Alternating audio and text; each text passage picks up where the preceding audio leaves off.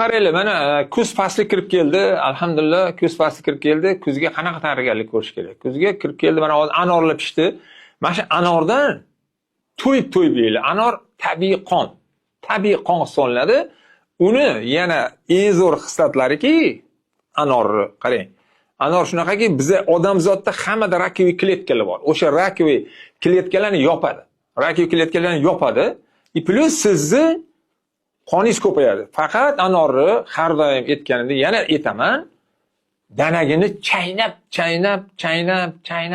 shu og'zingizda bir holvatar bo'lib qolgandan keyin yuting. Ana shunda sizni ham ichaklaringizga ham foyda bo'ladi, ham butun tanangizga quvvat bo'ladi.